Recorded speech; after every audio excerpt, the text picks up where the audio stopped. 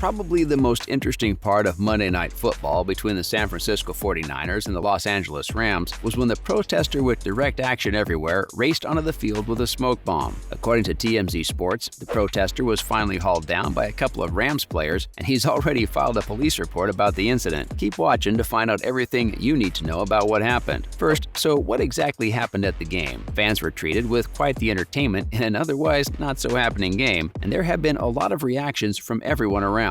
Anyway, let's look at who the streaker was and why he felt the need to go and file a police report. So, media outlets spoke with Direct Action Everywhere, the organization in charge of the on-field stampede. The protester went onto the field late in the first half carrying a pink smoke bomb. Takkarist McKinley and Bobby Wagner then rushed in and pushed the man to the ground. The security then stepped in and grabbed him as he raced along the Rams sideline. The individual was cited and released after being removed off the field. But the funny thing is that the protester then walked into the Santa Clara Police Dept to make a police report after leaving the stadium. According to a representative for Direct Action Everywhere, he filed the report due to blatant assault by McKinley and Wagner. The activist group also explained that the man only had a minor burn as a result of the event. Next up, what did Wagner have to say about the fiasco? Wagner hasn't been arrested or charged with a crime, and he said that he pulled down the activist for his own protection. During his post-game media conference, Wagner was asked about the takedown and stated that he wanted to keep everyone else safe. The 6', 241 middle linebacker told the press that he stepped in because the security detail looked like it was having a tough time handling it. And anyway, you never know what a random fan may have in his pocket. Interestingly, we also know that a second protester tried to take the field but was stopped by security before they could make it too far. And here's the thing, the 32-year-old's more worried about the security guard who got injured than the police report. After all, no one knew at the time what the pink smoke was. It could have been dangerous. And that's not all. He even told reporters that he was shocked the clip had gone viral since TV broadcasts rarely ever show fans running on the field. And there's no reason to worry just yet. According to Sportico legal expert Michael McCann, the report doesn't necessarily mean that Wagner will be charged with the crime. He believes it'll probably amount to nothing more than a perfunctory probe.